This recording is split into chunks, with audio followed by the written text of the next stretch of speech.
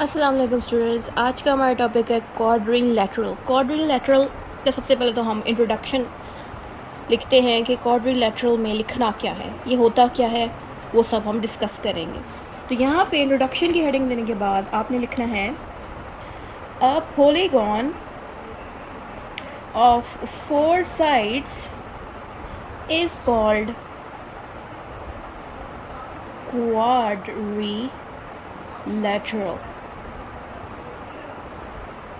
सही है। तो यहाँ पे कह रहे हैं जो पॉलीगॉन है, पॉलीगॉन की वीडियो अगर आपने नहीं देखी लाजमी जाके देख ले। यहाँ टॉप पे मैं उसका लिंक लगा देती हूँ। जो लिंक दिख रहा है इसमें पॉलीगॉन की अच्छी वाली वीडियो जिसमें सारा कुछ मैंने अच्छे से एक्सप्लेन किया क्वाड्रिलेटरल के बारे में और बाकी तमाम पॉलीगॉन्स के बारे में।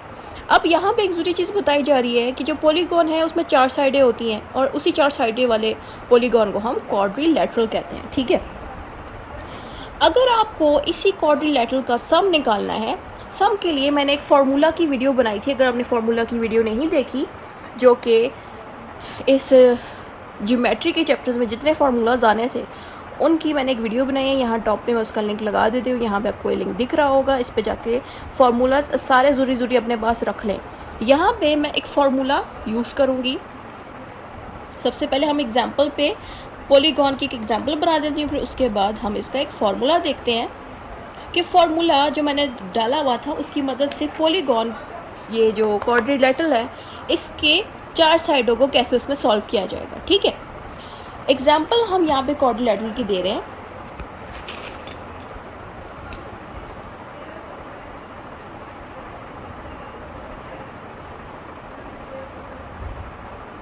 सही है।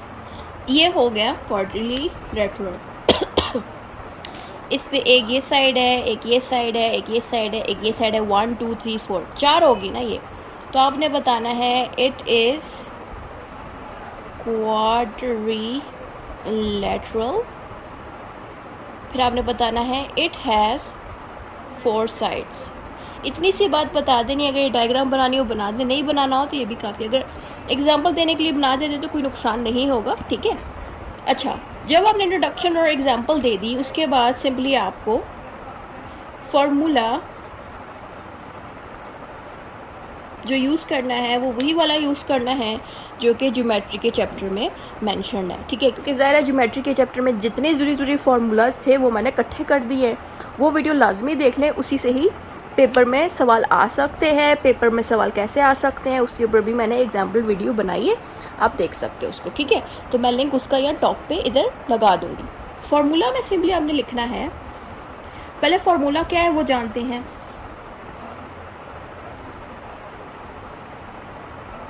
ये फार्मूला n-2 ब्रैकेट के अंदर मल्टीप्लाई करना है हमने इसको 180 से। ठीक है।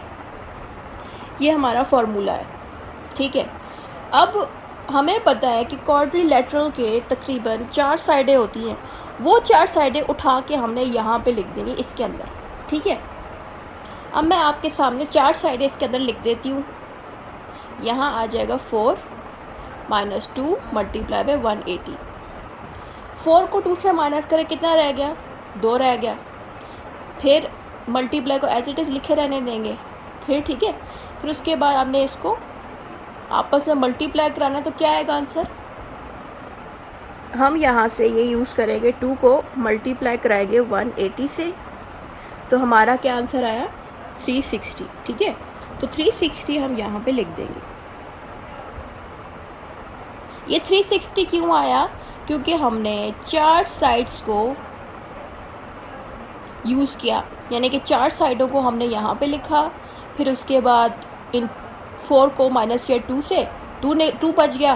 फिर उस 2 को इसके साथ मल्टीप्लाई किया तो ये आंसर आ गया। ये साथ लिखने की ज़रूरत नहीं है, 4 साइड सिर्फ समझाने के लिए मैंने बताया। ठीक है। तो ये साथ लिखने की ज़रूरत नहीं है, सिर्फ मैंने समझाने के लिए बनाया। बाकी सारा आप लिख दें, ये ना साथ लिखें। ठीक है। अच्छा, फार्मूला वैसे आपने इसमें डाल दिया ताकि एग्जामिनर मुतासर हो कि आपको फार्मूला भी आता है।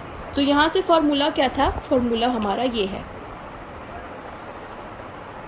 ये ऑलरेडी मैंने पिछली दफ़ा भी समझाया कि ये फार्मूला है। ठीक है।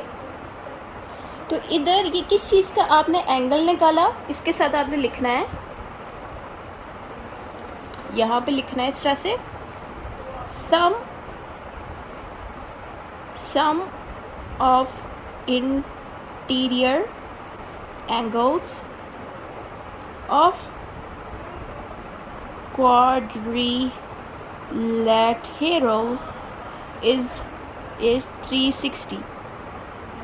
ठीक है, यानी कि ये जो लफ्ज़ है हम यहाँ पे लिखते तो फिर बार बार लिखना पड़ता, मुश्किल होता, इसलिए मैंने सिंपल इस पर इक्वल इक्वल इक्वल करके एंड पे जाके लिख दिया कि ये हमने किसकी अमाउंट निकाली, sum of the interior angle of quadrilateral की अमाउंट निकाली। ठीक है, यानी कि इसी क्वाड्रिलेटरल की हमने इंटीरियर एंगल की अमाउंट निकाली। इंटीरियर और एक्सटीरियर का दो अलग अलग फार्मूलाज थे। मेरी वीडियो अगर आपने देखी है वो पुरानी, तो उसमें मैंने एक इंटीरियर फार्मूला और एक एक्सटीरियर फार्मूला निकालना सिखाया। तो ये जो मैंने अभी सॉल्व किया है ये है क्या, ये बेसिकली मैंने इंटीरियर फार्मूला, इंटीरियर एंगल का फार्मूला सॉल्व किया है। ये है ही इंटीरियर एंगल का फार्मूला। ठीक है, उसी को यूज़ करके मैंने यहाँ पे क्वाड्रिलेटरल को कैलकुलेट किया। ठीक है, इसको अगर आप ना भी लिखें ना, डायरेक्ट क्वाड्रिलेटरल की टाइप्स भी बता दें तो ठीक है, बट लेंथ ज़ाहिर आंसर की लेंथ बढ़ाने के लिए मैंने ये चीज़ की है। अब नेक्स्ट जो चीज़ है वो है types of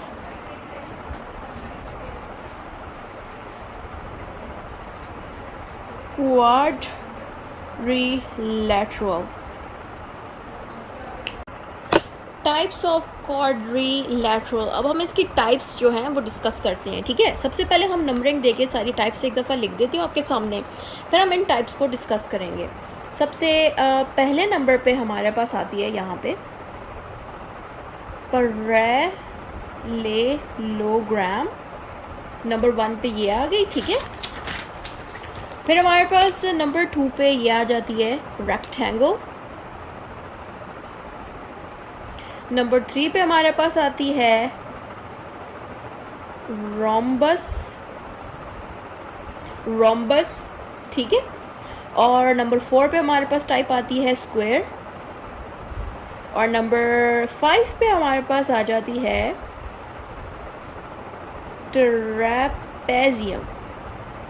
trapezium, right. And then number 6 पे आखिरी है हमारे पास काइट।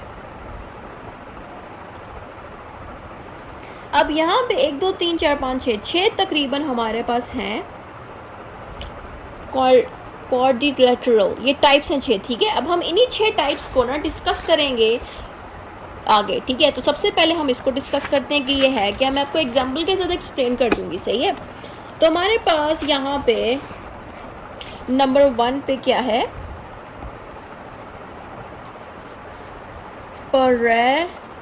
पैरेललोग्राम, सही है, पैरेललोग्राम। एंड इसके साथ आपने सिंपली लिखना है a shape where opposite sides are parallel and equal। के ऑपोजिट साइड पे मैं आपको बल्कि ड्रॉ करके दिखाती हूँ कि ये पैरेललोग्राम होती क्या है और कैसे सेम होती है। तो एग्जाम्पल के साथ हम इसको समझते हैं। तो यहाँ पे इस तरह से हम इसकी एग्जाम्पल करेंगे, एरो डाल के लिखें या जस्ट पॉइंट डाल के लिख दें इस तरह से एग्जाम्पल। मैं आपके सामने ड्रॉ इसलिए कर दूंगी ना ताकि आपको दिखे कि समझने में आसानी हो जाए। ठीक है, तो यहाँ पे एक ये सी लाइन जा रही है यूं करके, एक यूं जा रही है।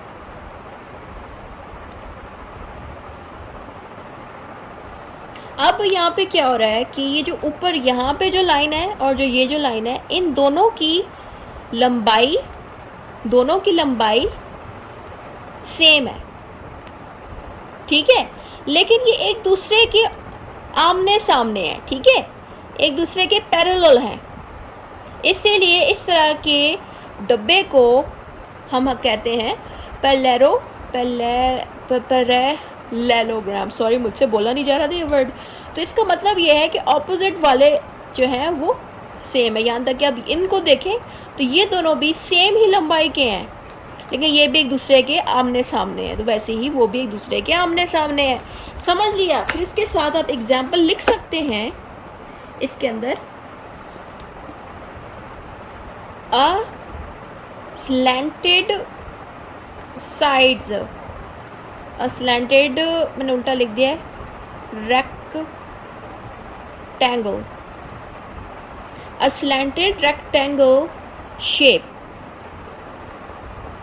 इसी चीज़ को स्लैंटेड रेक्टेंगल शेप कहते हैं, यानी कि ये डब्बा है लेकिन थोड़ा टेढ़ा डब्बा है, ठीक है। तो इस तरह की चीज़ को हम स्लैंटेड रेक्टेंगल शेप कहते हैं। एक एग्जांपल मैंने ये दे दी, ठीक है। इतनी काफ़ी, आप इस तरह की बहुत सी एग्जांपल आपको नेट पे इसके ऊपर ना मिल जाएंगी, कोई भी एग्जांपल उठा के लिख दें जो इसकी हो, सही है। अब हमारे पास एक और चीज़ भी आप इसमें ऐड कर सकते हो प्रॉपर्टीज़ के बारे में, यानी कि आप इसमें लिख सकते हो कि इसकी प्रॉपर्टीज़ क्या है। प्रॉपर्टीज़, ये जो फालतू की चीज़ है ना, जैसे प्रॉपर्टीज़ जो मैं लिख रही हूँ, ये थोड़ा लेंथ, आंसर की लेंथ बढ़ाने के लिए, क्या पता एग्जाम में अगर सिर्फ पूछ लिया गया एक्सप्लेन दी क्वाड्रिलेटरल, ठीक है, तो उसमें सारे आपको टाइप्स भी देनी है, एग्जाम्पल भी डाल दें, प्रॉपर्टीज़ भी डाल दें, तो आंसर की लेंथ ठीक ठाक लंबी हो जाएगी, ठीक है। इसलिए मैं लेंथ बढ़ाने के लिए इस पर इस तरह से लंबा कर रही हूँ, यानी कि इसमें वही पॉइंट्स लिखूँगी जो मैंने यहाँ टॉप पे लिखे हैं पैरेललोग्राम के लिए, वही पॉइंट्स मैं यहाँ पे प्रॉपर्टीज़ में भी लिख दूँगी। आपने यहाँ पे लिखना है opposite sides are equal, opposite angles are equal, ठीक है, यानी कि इसमें साइड्स भी बराबर है, एंगल्स भी जो एक दूसरे के आमने सामने है वो भी बराबर है, ठीक है। एंगल्स मीन्स कि ये वाला जो एंगल यहाँ पे है, जो एंगल यहाँ है, जो एक दूसरे के आमने सामने वो बराबर आपको मिल जाएंगे, दूसरे की बातें इसमें हो रही हैं। अब हम अपने ना सेकंड टाइप को स्टार्ट करते हैं। सेकंड टाइप पे हमारे पास आ जाता है रेक्टेंगल। रेक्टेंगल में सिंपल आप इतना लिख दें, अ shape where all angles are 90 degree are called rectangle, यानी कि तमाम साइडें जो सारी की सारी 90 डिग्री के बराबर होंगी उनको हम रेक्टेंगल कहते हैं। और जो भी एंगल 90 डिग्री के बराबर होता है उसका क्या नाम होता है? Right angle. मैंने पिछली वीडियो में एक दफ़ा आपको दिखाया था जिसमें मैंने आपके सामने राइट एंगल निकाला था 90 वाला, जिसमें उसका नाम पे रखा गया, यानी कि जो भी एंगल 90 पे होगा उसका एक ऑपोजिट नाम है, एक दूसरा नाम है राइट एंगल, यानी कि जो एंगल 90 पे होगा उसको हम राइट एंगल कहते हैं। अब इसके साथ लिख सकते हैं it is also called right angle, सही। क्योंकि होता क्या है ना कि मैं आपको दिखाती हूँ, यहाँ पे मैं स्क्रीन क्लियर करती हूँ।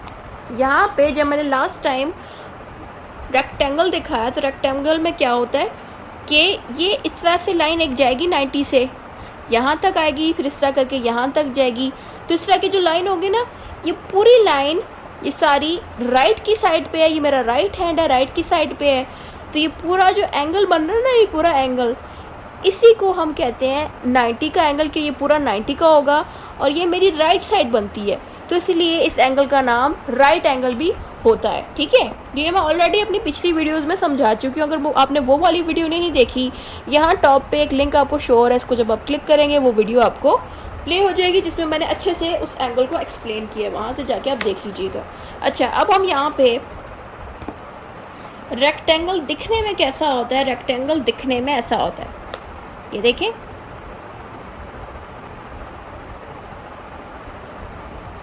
ऐसा दिखता है रेक्टेंगल, या फिर रेक्टेंगल ऐसा दिखता है, यानी कि इसको अगर हम सीधा भी कर दें तो ऐसा दिखेगा। ये रेक्टेंगल की हमने एग्जाम्पल बनाई है। तो एग्जाम्पल में आप ये लिख सकते हैं, अ door, a book. These are examples of rectangle. ठीक है, यानी कि इस तरह से एक बॉक्स इस तरह से जो बना होता है ना, ये सारे रेक्टेंगल्स होते हैं।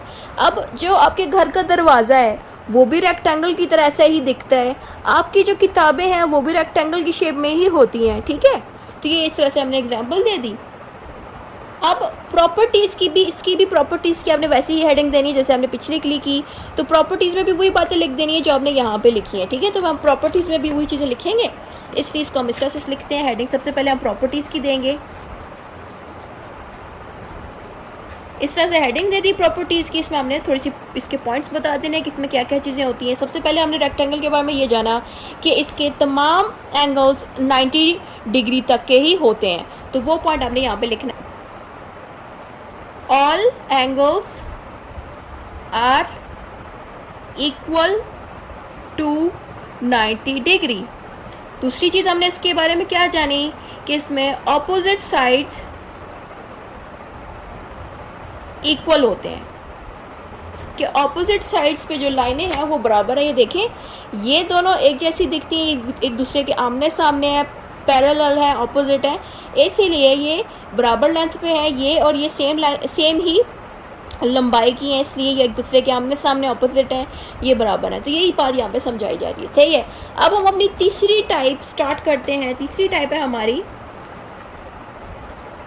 रोम्बस। रोम्बस पे आप लिखेंगे a shape where all sides are equal.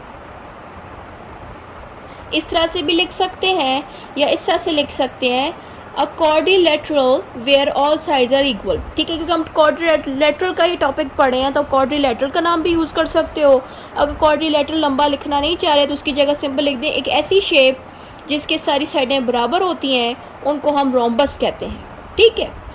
अब रोम्बस की एग्जांपल हम बनाते हैं, फिर इसकी प्रॉपर्टीज़ लिखते हैं जैसे हमने बाकियों के साथ किया। यहाँ पे भी हम इस तरह से एक एग्जांपल देंगे अच्छी सी।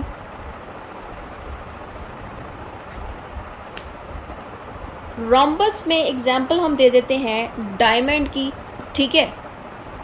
इसमें हमारे पास एग्जांपल है डायमंड शेप। अब इसमें होता क्या है कि जो डायमंड होता है ना वो ऐसा दिखता है, देखिए, सही है। ये बराबर लाइन, जितनी लंबाई की ये लाइन है उतनी लंबाई की ये नीचे वाली लाइन है। अब जितनी लंबाई इन दोनों की उतनी ही इसकी भी है, जितनी लंबाई इनकी थी उतनी इसकी भी, यानी कि इसमें चारों साइडें बराबर है, इनके एंगल्स भी बराबर हैं, इनकी लंबाई भी बराबर है, सही है। यहाँ पे आप लिख सकते हैं इस तरह से ऑल साइड्स आर सेम, ठीक है। इस तरह से आपकी आसानी के लिए मैंने एक पूरा इस पर डायमंड बना दिया बराबर लंबाई वाला, और इसके साथ लिख दिया कि ये जितने भी यहाँ पे साइडें आपको दिख रही हैं ये सारी की सारी बराबर है, सही है। ये बात हमने लिख दी कि ऑल साइड्स आर सेम। अब हम क्या करेंगे, इसके बाद हम लिखेंगे प्रॉपर्टीज इसकी, जैसे कि हमने बाकी चीज़ें लिखी। तो प्रॉपर्टीज़ में यही बात आप लिखेंगे कि all sides are same. Property में सबसे पहला पॉइंट ऑल साइड्स सेम या इक्वल, इक्वल लिख दें, सेम लिख दें, सेम बात है, कोई फ़र्क नहीं है। यहाँ पे आप इसे भी लिख सकते हैं ऑल साइड सेम या ऑल साइड इक्वल। दूसरी प्रॉपर्टी हमने क्या देखी कि जो ऑपोजिट साइड्स हैं वो भी एक दूसरे के बराबर हैं, opposite angles equal, opposite side equal, यानी कि ये दोनों एक दूसरे के आमने सामने, ये भी बराबर है। उसके अलावा ये सारे के सारे एक ही जैसे हैं, बराबर ही हैं, यानी कि जितनी लंबाई इसकी उतनी ही सारों की लंबाई है, और एक दूसरे के जो आमने सामने वो भी सेम ही लेंथ के। ये दो बातें मैंने यहाँ लिख दी। उसके अलावा यहाँ पे कोड लिखा कि ऑपोजिट एंगल्स इक्वल, यानी कि इनमें जितने भी एंगल्स हैं वो सारे सेम ही नंबर के होंगे, सेम ही एंगल नंबर निकलेगा इस सब का।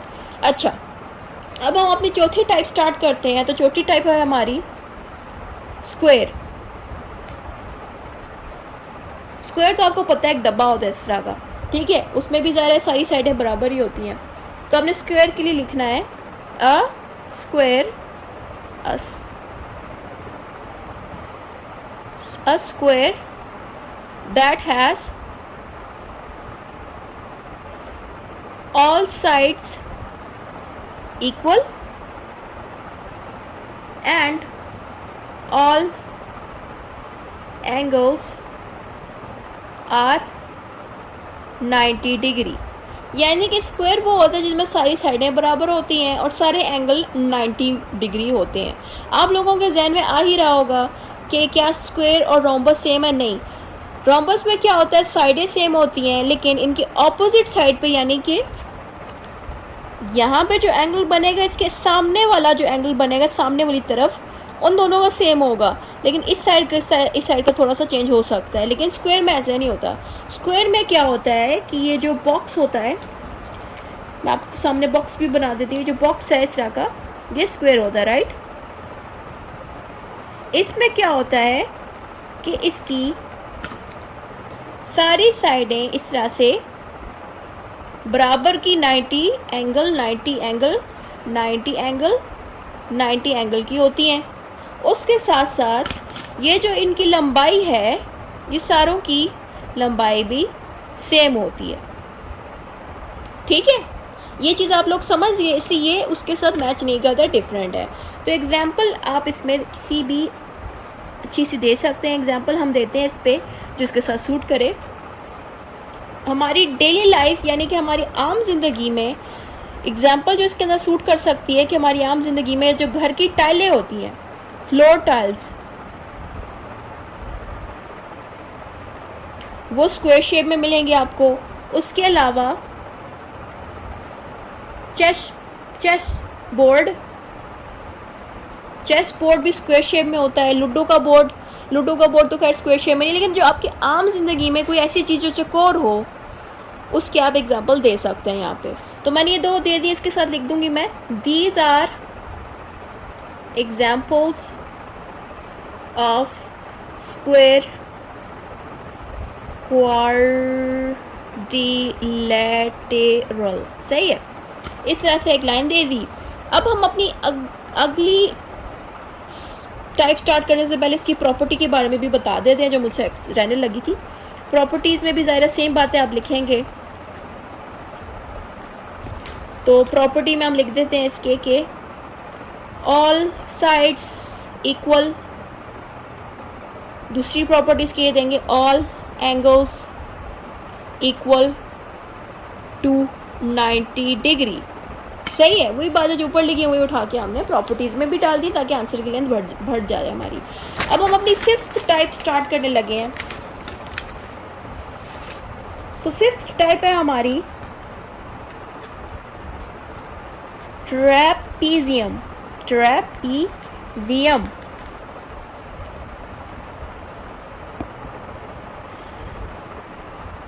A shape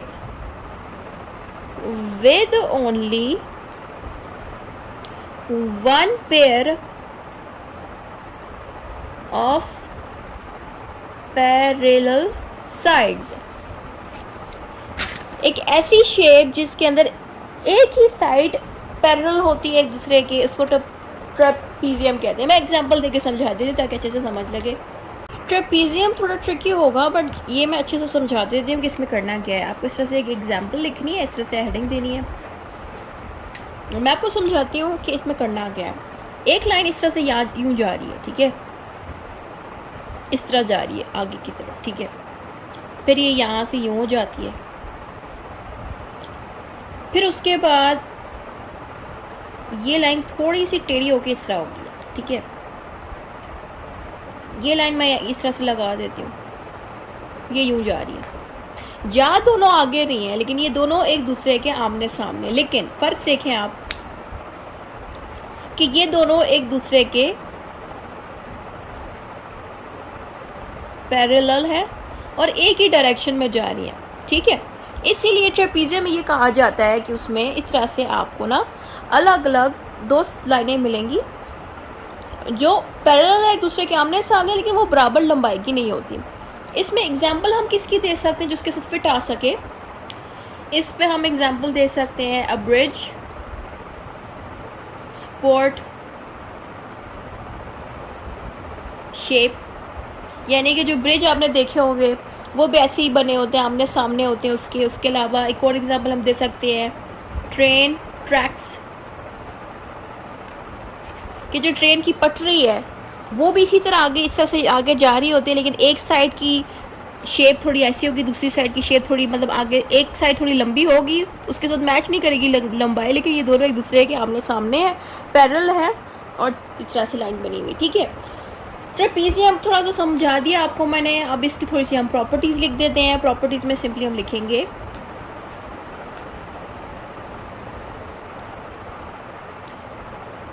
one pair parallel, यानी कि एक सेट ऐसा होगा, एक पेयर ऐसा होगा जो एक दूसरे के आमने सामने, जैसे कि ये है, और जो एक साथ ही आगे जा रहा है, कहीं किसी एक डायरेक्शन में जा रहा है। ठीक है, other sides not parallel, other sides not parallel, यानी कि जो बाकी की साइडें हैं, चाहे इन दो की बात करें, वो पैरेलल नहीं है, लेकिन ये जो बाकी की दो हैं ये पैरेलल है। बस इतनी सी बात लिख दें, इतना ज़्यादा दिमाग इस पर ज़ाया नहीं करें, इतना ज़रूरी नहीं है ये टॉपिक, पर मैं फिर भी करा रही हूँ। क्या पता पेपर में थोड़ा बहुत पूछ लें, शॉर्ट्स में पूछ लें, तो आपको ट्रेपीजियम का पता होना चाहिए। जो सबसे आखिरी काइट है हमारी वो है काइट। काइट तो आपने देखी ही होगी, बसंत में आप सबने उड़ाई भी होगी, तो काइट का तो आपको सबको ही पता है। इसकी काइट ऐसी दिखती है, मैं शेप बाद में बनाऊंगी, पहले इसके बारे में हम लिख लेते हैं कि काइट होती है क्या। हम यहाँ पे लिखेंगे kite is a quadrilateral in which, quadrilateral अगर नहीं लिखना यहाँ पे ये भी लिख सकते हैं, kite is a shape in which, इस तरह कर दें, या क्वाड्रिलैटरल लिखना चाहे तो क्वाड्रिलैटरल भी लिख सकते हैं। Kite is a quadrilateral in which to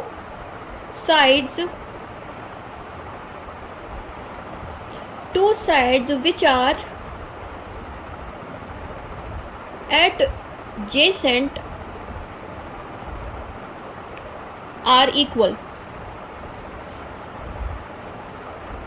ठीक है, एडजेसेंट का मतलब है कि जो साइडें एक दूसरे के साथ जुड़ी हों। एडजेसेंट मीन्स कि जो एक दूसरे के साथ यूं करके जुड़ जाए, वो चीज़, वो दोनों लाइनें, वो दोनों साइडें जब यूं करके जुड़ जाए, इस जुड़ने को हम एडजेसेंट कहते हैं। इसमें एग्जांपल हम बना के देखते हैं। ठीक है, एग्जांपल में मैं काइट ही बना रही हूँ ताकि आपको दिखे। काइट इस तरह है, देखें, यूं, इन दोनों की लंबाई देखिए बराबर है ना, ये एक साइड यूं बनी है, एक साइड यूं बनी है, लेकिन एक जगह पे आके यूं करके जुड़ी है, तो जो जो जुड़े हुए हिस्से हैं वो बराबर है। उसके अलावा यहाँ से देखें, ये लंबी है, काइट इसी तरह ही होती है, ऊपर से थोड़ी सी छोटी होती है और नीचे से लंबी होती है। लेकिन ये जो नीचे वाली त्रिकोण बनाई है मैंने, ये वाली साइड और ये वाली साइड की लंबाई सेम है। ये जो आपको यहाँ पे दिख रहा है ना, ये जो जुड़ा हुआ है यहाँ से, इट मीन्स कि ये जो दोनों साइडें हैं, एक एडजेसेंट पे एडजेसेंट इनका बना हुआ है यूँ करके। ठीक है, ये जुड़ी हुई चीज़ को कहते हैं एडजेसेंट, यानी कि दोनों साइडें एक दूसरे के साथ एडजेसेंट कर रही है। एडजेसेंट मीन जुड़ गई हैं, और ये जो दोनों जुड़ी हुई साइडें हैं यही सिर्फ बराबर है। आप ये नहीं कह सकते ये लाइन इसके साथ बराबर है, ऐसा हो ही नहीं सकता, क्योंकि ये जो ये वाली लाइन है ये छोटी है और जो इसके साथ ये वाली लाइन है ये बड़ी है। इसीलिए आपने ये बताना है कि जो लाइनें एक दूसरे के साथ एडजेसेंट है, यानी कि ज्वाइन कर रही हैं, सिर्फ वही दो लाइनें इक्वल हैं। सही है, वैसे ही जो दो ऊपर लाइनें हैं वो जो दो ज्वाइन कर रही हैं, ये दोनों एक दूसरे के साथ लेंथ में इनकी बराबरी है। ठीक है, तो बस ये बात यहाँ लिखिए। तो यहाँ पे आप एग्जांपल देंगे, एग्जांपल आप सिंपल दे दें, पेपर काइट, ये इसकी अच्छी एग्जांपल है। ठीक है, इतनी काफ़ी है। आगे सिर्फ इसकी प्रॉपर्टीज़ एक्सप्लेन कर दें। प्रॉपर्टीज़ में आप सिंपल बताएंगे कि जो लाइनें एक दूसरे के साथ इंटरसेक्ट करें, यानी कि एक दूसरे के साथ ज्वाइन करें, सिर्फ वही दो लाइनें बराबर हैं। आप ये नहीं कह सकते कि जो ऑपोजिट लाइन है, जो इसके सामने बनी है, इसको हम ऑपोजिट कहते हैं, जो इसके ऑपोजिट लाइन है वो बराबर, ऐसा नहीं हो सकता, क्योंकि देखो इसकी लंबाई देखो छोटी है, इसकी लंबाई देखो लंबी है, तो हम ये नहीं कह सकते इससे ऑपोजिट वाले बराबर है, नहीं, बल्कि जो एक दूसरे के साथ इस तरह से जुड़ रहे हैं सिर्फ वही बराबर है। तो इधर आपने पॉइंट्स प्रॉपर्टीज़ में ये लिखना है, only adjacent sides are equal बस इतना काफ़ी है, इतनी प्रॉपर्टी देना काफ़ी है। तो आज के हमने इस वीडियो में क्वाड्रिलेटरल की टाइप्स जानी और क्वाड्रिलेटरल के बारे में जाना, तो इतना काफ़ी था, ठीक है। जितना कुछ भी मैंने आपको बताया है इतनी लेंथ पे अगर आप लिख लेते हैं क्वाड्रिलेटरल का आंसर, अगर वो आ गया पेपर में, तो अच्छे नंबर आपके आ जाएंगे, ठीक है। इतना ही था इस वीडियो में। Thank you for watching. खुदा हाफिज़।